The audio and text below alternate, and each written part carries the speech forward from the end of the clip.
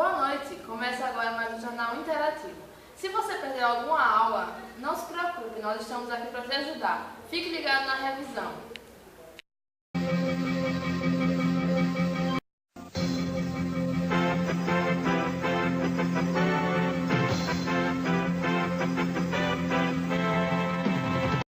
Boa noite, estamos aqui hoje no dia 12 de maio de 2014 para fazer a revisão da aula de saúde mental com a professora Raline. Estamos continuando a continuação do assunto de rede de atenção psicossocial e o primeiro tópico a ser tratado vai ser a redução de danos. Diferentes hospitais psiquiátricos que buscam uma abordagem na questão da abstinência, onde o indivíduo ele não vai poder usar droga nenhuma, às vezes ele pode usar o tabaco 1 ou 2 vezes por dia, a redução de danos não. Vai ser uma das políticas de enfrentamento onde vai buscar reduzir aos poucos até que o indivíduo não necessite de forma alguma mais dessa substância. Ela pode ser dada tanto em instituições fechadas, como CAPS AD, como em instituições abertas, como o consultório de rua, que a gente vai ver depois. Um exemplo disso é a distribuição dos kits de seringa e de cachimbos, que através disso, dessa distribuição, eles vão visar reduzir esses danos. Outro tópico a ser tratado é o consultório de rua. Esse consultório de rua é uma unidade móvel, que ele chega na comunidade com o propósito de cuidar de saúdes primárias, de questões primárias da saúde do indivíduo, e assim, eles tentam não excluir o indivíduo, mas trazer o indivíduo para a sociedade. Eles criam outras possibilidades para que esse indivíduo possa ser inserido. Nesse consultório de rua, há psicólogos, há enfermeiros, há dentistas, nutricionistas. Então, assim, existem muitos profissionais que acabam lidando com isso e sempre acontece na rua. A maioria das vezes acontece no período noturno, sendo algumas de manhã. A unidade básica de saúde, ela vai tratar basicamente da saúde, seja na promoção, na prevenção de saúde, vai estar lidando sempre com a saúde mental. Existem também os projetos terapêuticos singular, que vai tratar da família e do usuário, buscando saber quais mediações precisam ser melhoradas, se o planejamento está sendo correto, quais as falhas, qual o motivo de continuar vencendo, o que é que eles estão conseguindo através desse projeto. Há também o projeto terapêutico da família, que aí vai ser voltado para uma família como um todo, não só como usuário, mas também na família. Outro ponto que foi bem tocado durante essa aula é a resistência dos profissionais em querer tratar dessa saúde mental. É necessário que a gente entenda que saúde mental é também uma questão de saúde e que não haja essa resistência, que a gente realmente consiga quebrar esse preconceito, vamos dizer assim. Jéssica, voltamos com você. Agora que já aprendemos, vamos aos comentários dos nossos coleguinhas de sala e da professora Raline. Bom, professora, a gente tem percebido que a questão da Cracolândia vinha sendo debatida e agora está sendo mais reprimido pela mídia, onde estão tirando os sujeitos de lá da Cracolândia e estão internando esses indivíduos obrigatoriamente. O que a senhora traria como uma suposta sugestão para esse acontecimento? Veja, o que tem acontecido com relação aos usuários de droga, né, principalmente os usuários que estão lá na comunidade da Cracolândia, né, como eles chamam, é exatamente um dos recursos, né, que vai de encontro à nossa perspectiva de pensar o processo da reforma psiquiátrica, que é através de um recurso que é a internação compulsória. Então, quem compartilha dos ideais da reforma psiquiátrica não é de acordo, né, a esses sujeitos eles serem internados de forma obrigatória por ordem judicial, certo? Então, a gente tem percebido essa passagem, né? E propositalmente ou não, isso não tem sido mostrado mais pela mídia, né?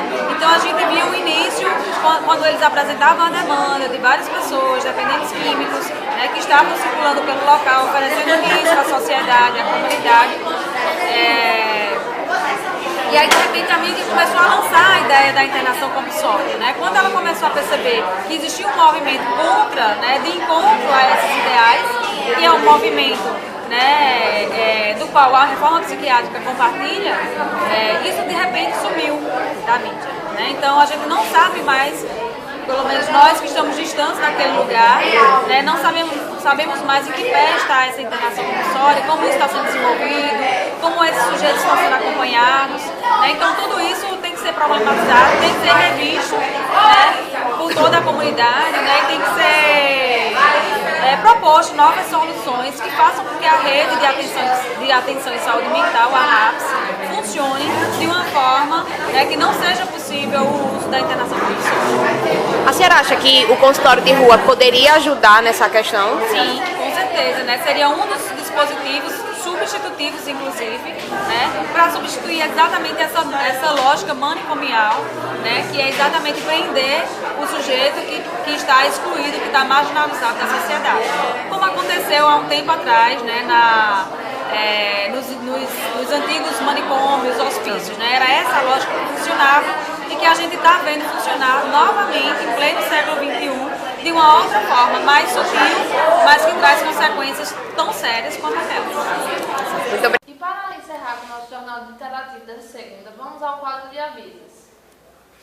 Para você que perdeu a aula, nós temos uma notícia muito importante. Talvez não teremos prova. A professora Raline ficou de conversar com a nossa coordenadora para decidir se poderá ou não colocar o trabalho no lugar da prova. No caso, se a gente não tiver prova, o trabalho vai ser dividido, a prova seria dividida e a nota em 3 trabalhos, que seria o relatório de visita, que é na instituição CAPS, NAS, consultório de rua ou qualquer outro que você escolher, a roda de leitura, que vai ser dos livros, que a gente está desde o começo do período lendo, e o relatório sobre o evento de quarta-feira da luta manicomial, que vai ser a peça.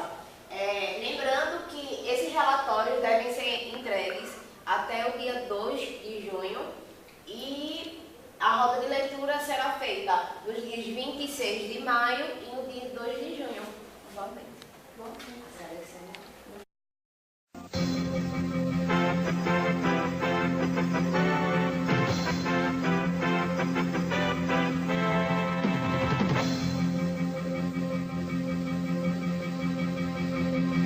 Boa noite, estamos aqui hoje no dia 13 de maio de 2014 para retornar a aula da professora Patrícia. Hoje tivemos uma revisão do livro de São Alberto, O Adolescente e o Outro, e falamos da função paterna.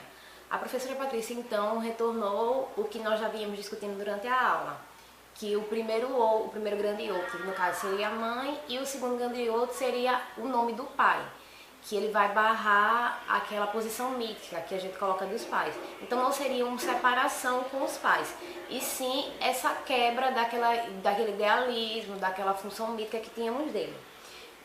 Outra coisa que foi bem destacado é a questão de quando há a separação dos pais, esse efeito ele vai nos causar tanto a escolha da nossa profissão quanto da nossa escolha sexual. No caso vai ser o sujeito desejante. A professora, então, dividiu o resto da aula para que pudéssemos terminar de ler o livro e, enquanto isso, foi dividido em grupos. Fique ligado no quadro de avisos.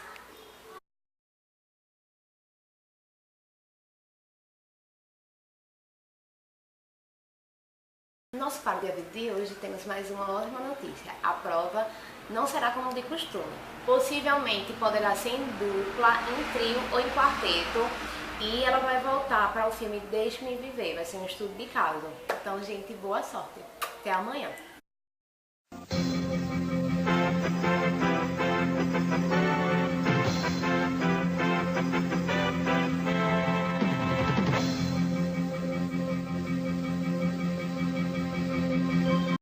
Boa noite. Hoje, dia 14 de maio, não teremos aula, pois haverá no Teatro João Lira uma peça, O Diário de um Louco. Estamos lá com nossa repórter Jéssica Laís. Jéssica Laís, por favor, me diga tudo o que está acontecendo.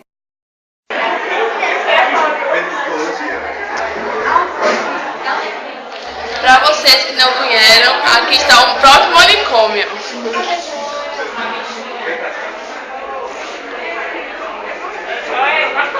É sobre a luta antimanicomial.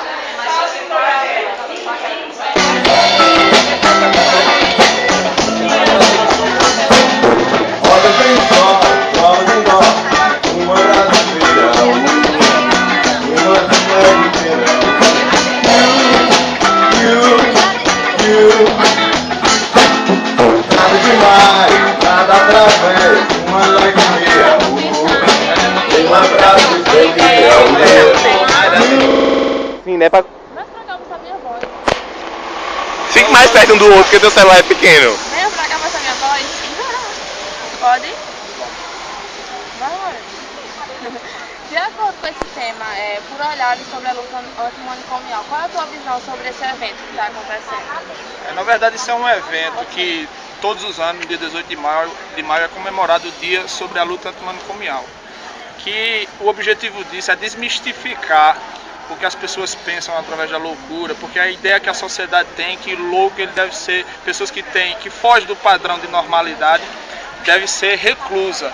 E os projetos do governo federal, né, que com a criação dos CAPs, é justamente para trazer essas pessoas para o meio da sociedade, para incluir eles no meio desse povo, não tornando eles como pessoas excluídas, diferentes, mas sim pessoas que fazem parte de uma sociedade e pessoas que são diferentes de nós em alguns olhares, de algum ponto de vista, mas têm direito à dignidade, a um tratamento digno de saúde, a ser olhado sem discriminação, com respeito, porque são pessoas que têm suas potencialidades e o objetivo é justamente fazer com que essas pessoas desenvolvam essas potencialidades e deixem de ser marginalizadas como sempre foi ao longo dos anos.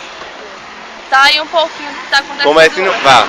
E pra você que não veio, é um pouquinho do que está acontecendo hoje. Então veio, vai ter lá no blog, vai mostrar tudo pra você. Tchau. Muito obrigada, Jéssica. Boa noite para vocês. Tchau, tchau.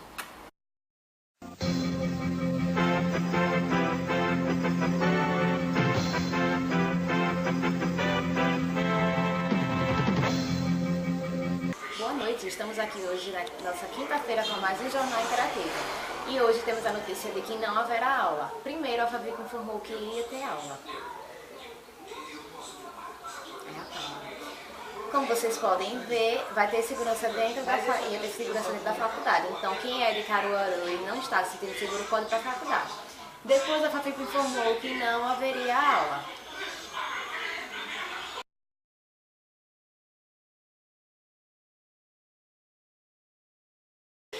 Poderíamos trazer hoje vários assuntos que traçamos durante a psicologia social, como processos grupais e conformismo.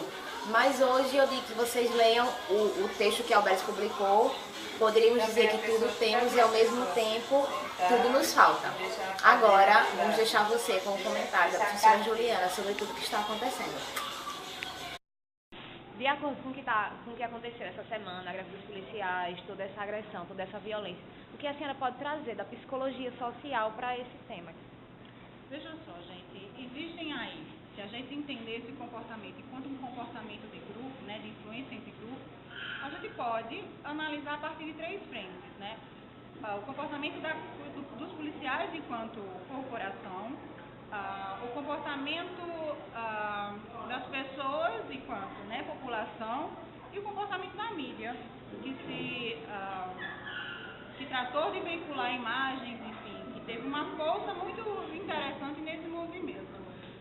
O conformismo, a gente pode perceber, né, que os movimentos aí sociais, tanto das pessoas que deixaram de sair por se conformarem, né, por serem influenciadas em virtude da violência, a própria frente dos policiais.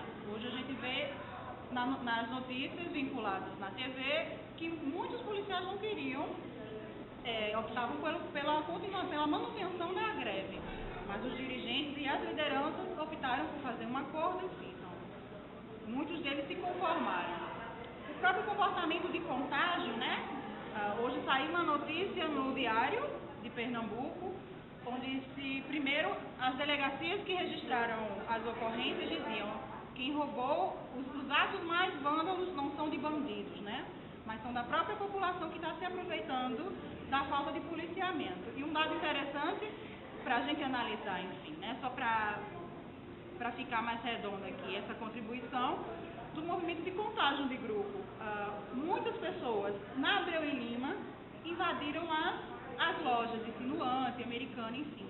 E hoje houve um movimento inverso. Ontem, no impulso do grupo, naquele movimento de contágio, né, de desindividuação que a gente viu, que quando a força do grupo ultrapassa as tuas normas sociais e os teus valores individuais, muita gente hoje foi devolver nas lojas o que roubou, ou seja, a partir do momento que aquele grupo se desfaz, entra os teus valores, as tuas normas individuais e as pessoas devem ter pensado, gente, não foi correto que eu fiz, deixou lá.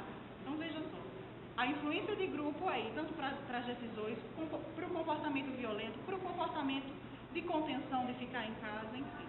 Eu acho que isso que aconteceu, a psicologia social através das relações entre grupos e de influência entre grupos, explica bastante. Espero que tenha ficado claro. Ótimo. Com isso finalizamos mais um jornal dessa quinta-feira. Beijão, tchau, tchau.